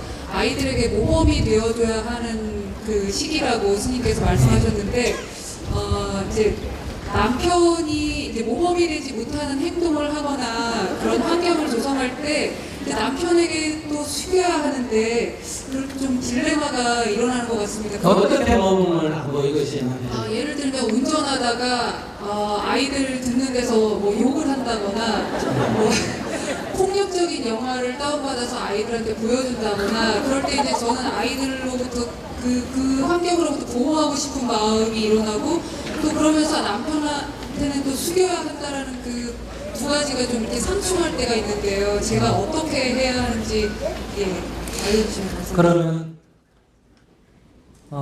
남편이 욕을 한다고 그런 남편 욕하지 말라고 자기가 말하면 남편이 들어요, 안 들어요? 들을 때도 있고 안 들을 때도 있습니다. 그럼 듣는다면 질문거리가 안 되잖아. 그러니까 그게 이제 듣지 않는 경우가 좀 많고요. 안 들으면 자기 어떻게 남편한테 신경질 내요? 예전에는 좀 그래. 냈었는데요. 그러면 남편이 혼자 욕하는 거를 애들이 좋아할까? 엄마 아빠가 둘이 서로 마주보고 욕하는 걸 좋아할까? 그러네요, 진짜. 혼자 그러니까 남편이 물론 욕을 안 하고 하면 좋아요. 그게 더 좋아. 너 남편이 술 먹고 늦게 안 들어오면 더 좋아. 아이들한테 좋은 건 맞아요. 그런데 남편은 내가 어떻게 할 수가 없잖아. 그러니까 자기 성질대로 욕하고 또 지 성질대로 또 술 먹고 들어오고 또 잔소리하고 그러겠죠. 근데 그거를 내가 고칠 수 있으면 여보 그러지 않으면 좋겠다 해서 내가 편안하게 얘기해서 남편이 그렇게 될 수 있으면 해야 돼요. 좋아요. 그런데 그게 안 된다고 내가 그 문제로 짜증을 내거나 싸우게 되면 남편 혼자 하는 것보다 둘이서 하니까 아이들한테 더 나빠진다 얘기예요. 제 말 이해하셨어요? 그러니까 남편이 잘했다는 게 아니라 그걸 잘못했다고 시비를 할 때는 결과적으로는 더 나빠진다는 거예요. 그래서 남편이 잘했다 두둔하는 게 아니라 그걸 갖고 시비를 하지 마라. 그래야 아이가 조금이라도 더 좋아진다. 만약에 남편이 술을 먹고 늦게 들어오고 그래서 와서 주정을 좀 한다. 그러면 대부분 부인들이 이걸 가지고 기뻐해요? 괴로워해요? 괴로워하죠. 엄마가 괴로워하면 아이는 엄마를 괴롭히니까 아빠가 믿겠어요? 안 믿겠어요? 믿겠죠. 그래서 아이가 아빠를 미워하게 돼요. 무슨 말인지 아시겠어요? 그럼 이 미워하는 심성이 형성되는 거예요. 집안에서. 아빠를 미워하든 누굴 미워하든 미워하는 심성이 형성돼요. 그럼 만약 아빠가 없으면 이 미워하는 심성이 형성되니까 아빠가 안 보이면 누구를 미워할까? 엄마를 미워하겠죠. 바깥에 가면 딴 애를 미워하게 되는 거예요. 그런데 이 아이는 생각은 나는 절대로 아빠처럼 저래 안 해야지 하는데 크면 내리기라는 게 있어요. 내리기란 말 들어봤어요? 내리기, 경상도 사투리로. 거기 그대로 아이가 그대로 엄마다가. 그러면 이거는 남편 때문에 생겼다고 다 얘기하는데 그건 남편 고치면 물론 되지만은 반드시 그런 건 아니에요. 남편의 그 술 먹고 와서 주정할 때 엄마가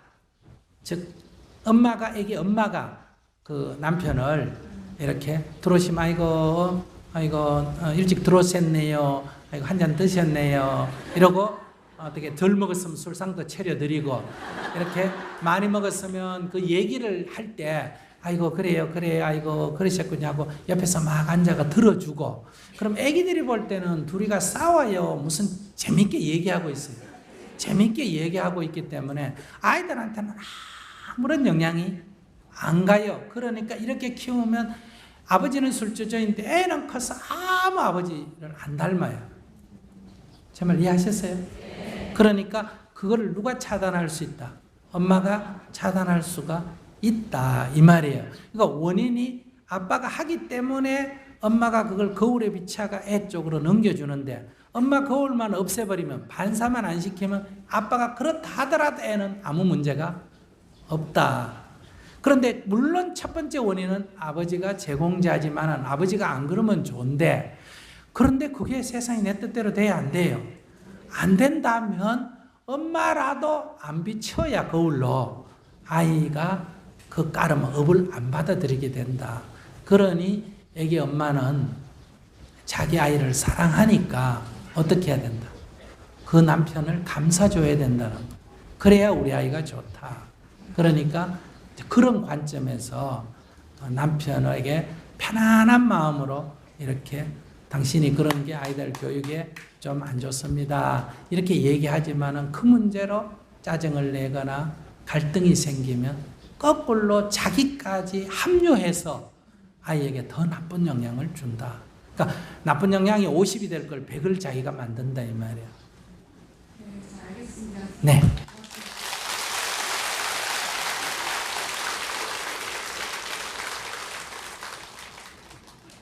자, 저 뒤에 서서 늦게 온 사람이 뭘 질문을 하려고 그래요. 주세요.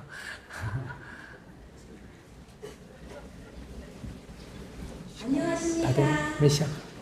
30분. 네.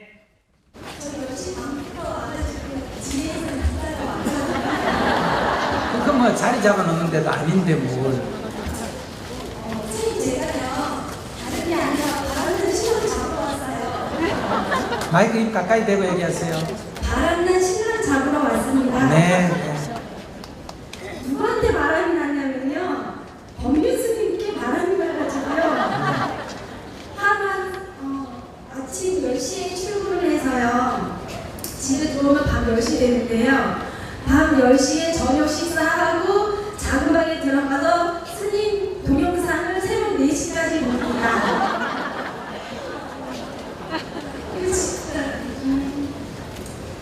스님 덕분에 어느 순간에 치는 성격이요. 되게 불같았는데요. 어느 날 갑자기 사람이 되게 부드러워진 거예요. 그래서 왜 그런가 이상해졌다. 정말 머리 감고 절에 들어가려나 보다 했는데 어느 날 보니까 스님 동영상을 보면서 제가 신랑한테 제일 저는 죄송합니다. 신랑한테 제가 그랬어요. 땡중 얘기 그만 들으라고. 그런 거 그만하고 제발 나한테 잘해주고 확 버럭버럭 내지 말고 뭐 아이패드에 음악 좀 깔아줘 이러고 던져줬거든요. 근데 아침에 출근할 때 너무 졸려서 음악을 들으려고 틀었더니 스님 목소리가 나오는 거예요. 정말 감사합니다.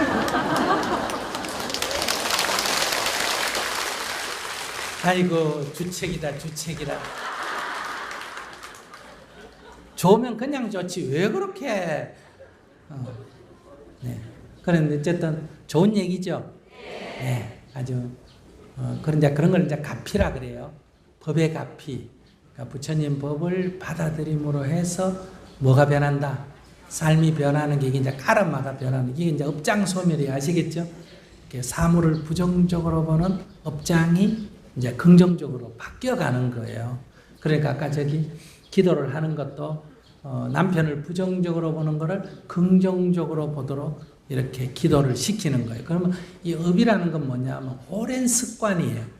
그러니까 미워하다 보면 이제 자동으로 미워하는 습관이 생기는 거예요. 화도 그렇죠. 자꾸 짜증 내다 보면 어때요? 그냥 마치 짜증 덩어리처럼 그냥 건드리기만 해도 짜증이 나오잖아요. 근데 이게 이제 이게 무의식의 세계에서 자동으로 일어나는 거예요. 생각으로 안 해야지 해도 컨트롤이 안 돼요. 그래서 무의식의 세계를 이렇게 바꿔줘야 돼요. 그러려면 자기 암시를 통해서 아시겠어요? 자기 암시를 통해서 무의식의 세계에 있는 것을 바꿔야 돼요. 그게 이제 기도예요.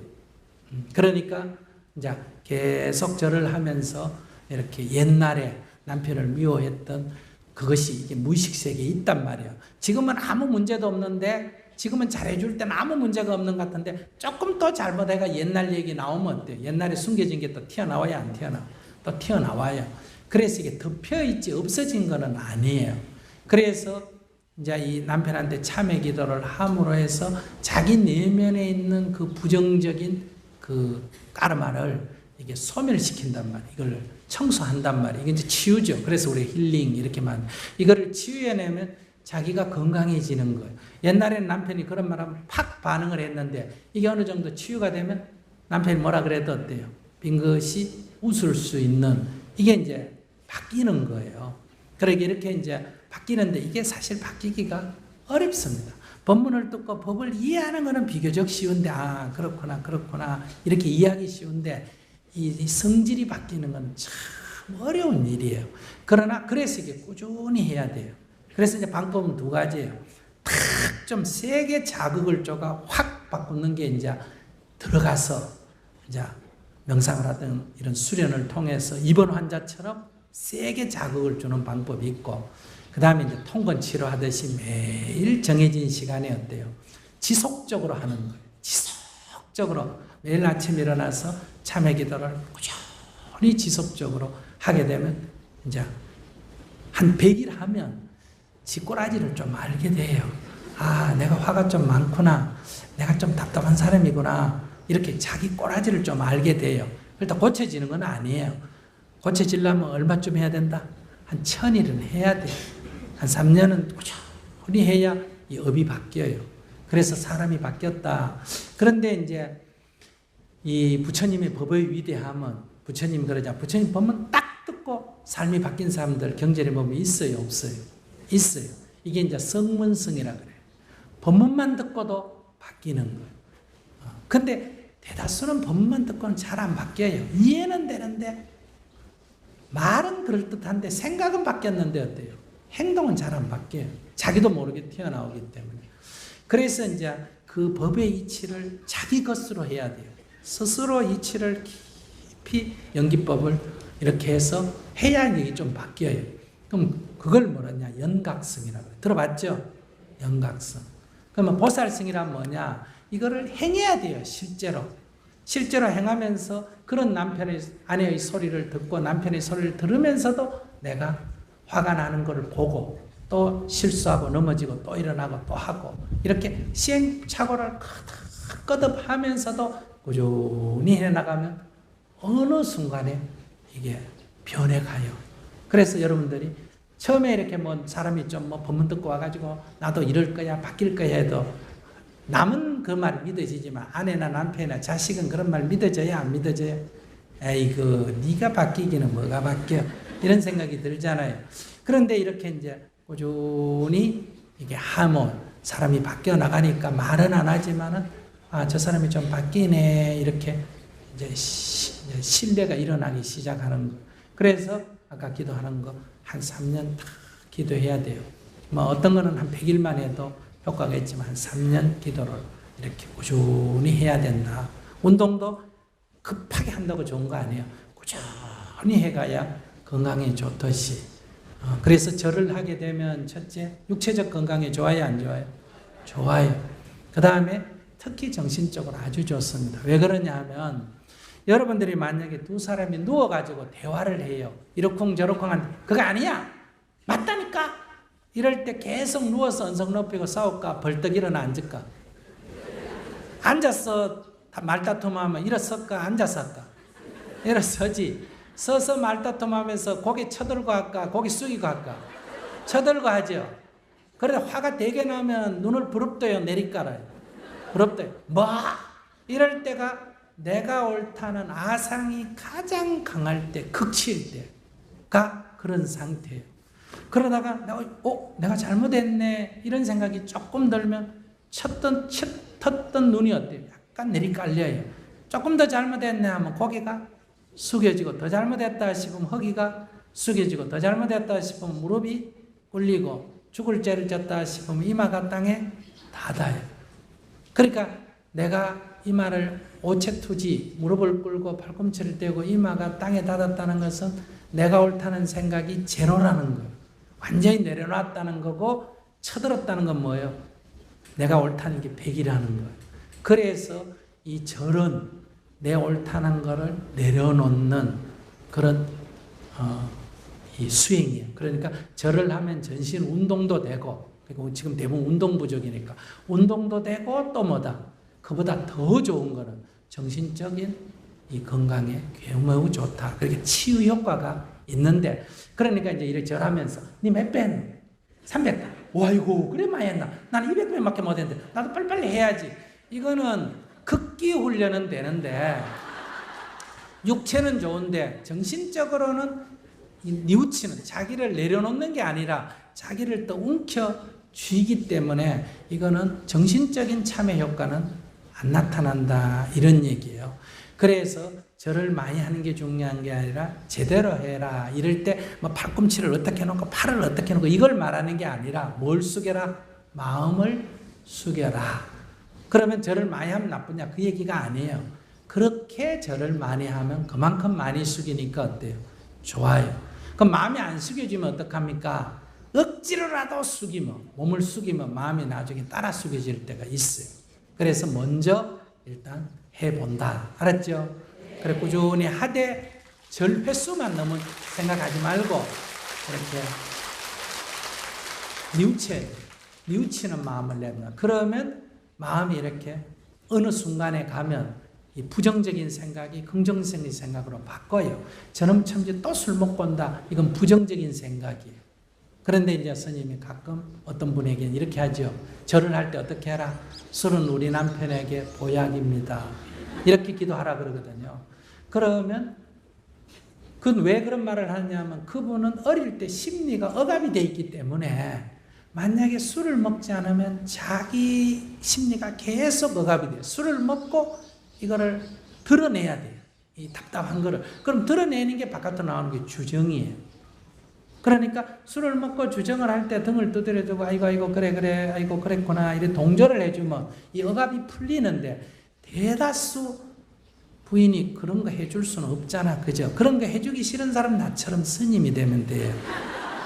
결혼을 하면 그런 거 해줘야 되나 안 해줘야 되나? 해줘야 돼요. 왜냐면 치유를 해야 되니까. 그러면 이렇게 이제 해주면 이게 줄어드는데, 대다수 결혼해가지고 그걸 갖다 맞받아치잖아. 또 시작이다. 또 그 얘기다. 이렇게 맞받아치면 심리가 더욱더 억압이 되기 때문에 이게 더 늘어납니다. 그럴 때 이제 술은 보약입니다. 아, 저렇게 술을 먹고 저렇게 자기 답답함을 하소연하는 게 남편에게 명도 길어지고 어때요? 조금 귀찮긴 하지만 그래도 좋은 일이다. 이렇게 이제 하면, 이렇게 자꾸 기도하면, 그렇게 말은 그래도 이 법문 듣고 이해돼도 술 먹고 오는 꼬라지 딱 보면 보기 싫잖아. 그런데 이렇게 자꾸 기도하면 어느 순간에 술 먹고 오는 남편에게 딱 이렇게 저항감이 안 일어나고 아이고 힘드시니까 한잔 드시고 이렇게 마음이 이제 나도 모르게 바뀌어요. 이렇게 바뀌면 이제 남편이 더 시간이 흐르면 이제 바뀌기 시작하는 거예요. 이 억압 심리가 해소되면 남편도 또 바뀌어요. 그러니까 술을 더 먹으라고 하는데 더 먹을 것 같은데 처음에는 더 먹으라면 진짜 더 먹어요. 부작용이 나타나는데 시간이 지나면 이제 오히려 줄어드는 효과가 나타난다. 그래서 항상 수행은 나를 먼저 이롭게 하고 누구도 상대도 남편도 이롭게 하고. 근데 저 인간 이로운 게 꼴보기 싫어가 내 이로운 것도 포기하는 사람들이 가끔 있어요. 그러면 안 되고. 이렇게 해서 우리가 나부터 치유하고 상대에게도 득이 되는, 이걸 갖다 뭐란다? 자리이타. 이게 불법이란 말이에요. 그러니까 내가 이로우려면 이게 지혜가 있어야 돼요. 상대를 이롭게 하려면 이 자비심이, 불쌍히 여기는 마음이 있어야 돼요. 그래서 부처님의 특징을 뭐라고 한다? 지혜와 자비라고 하잖아. 그죠? 이걸 다른 말로 하면 뭐란다? 상구보리 하와 중생.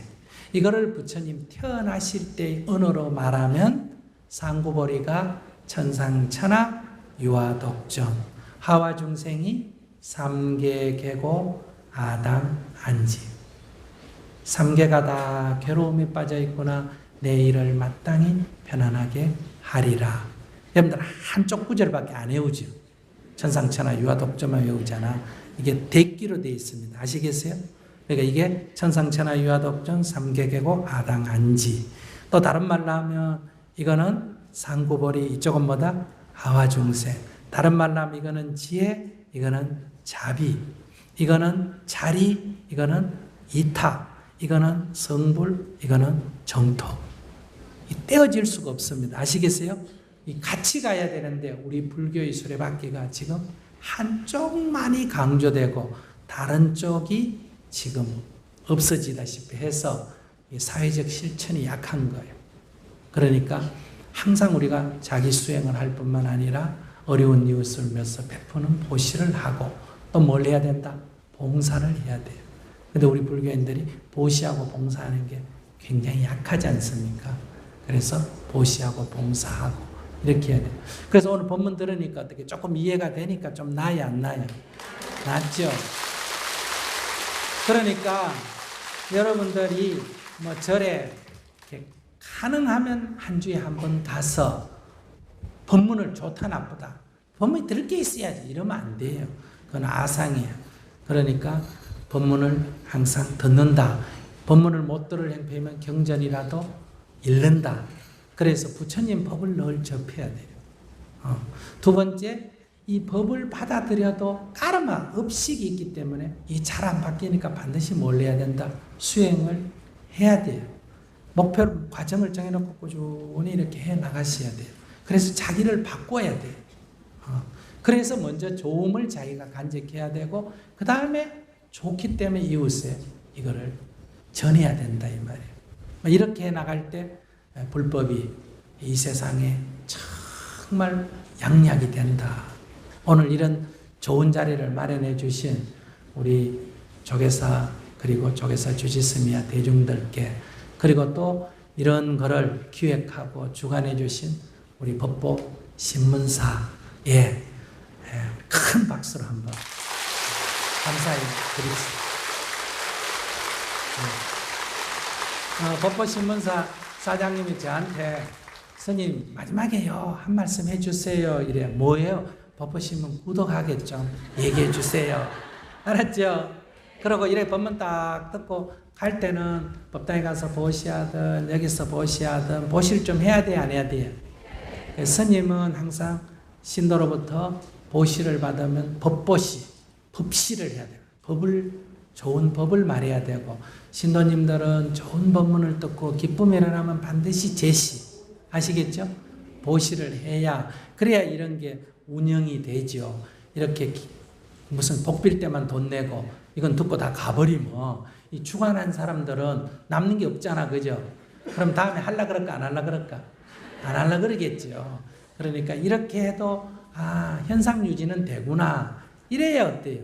이런 거를 자꾸 개최하니까 그렇게 해서 가실 때 감사한 부처님 감사합니다 이렇게 보시도 법당에 가서든 어디서든 보시를 하고 그리고 오늘 집에 가서부터 법 만난 것에 기뻐해야 됩니다.